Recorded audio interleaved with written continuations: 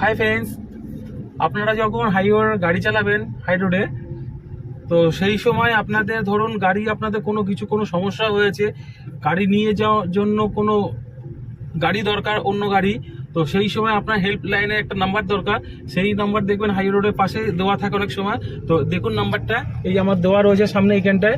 এই নাম্বারে ফোন করলে এই জিনিসটা আপনার গাড়ি যদি খারাপ হয় সেই জায়গাটা আপনার শুধু অ্যাড্রেসটা বলে দেবেন কোন জায়গাটা, সেখান থেকে আপনার গাড়িটা এসে পিক আপ করে নিয়ে যাবে। কোনো চার্জ নেবে না, এর জন্য এটা ফ্রি থাকে।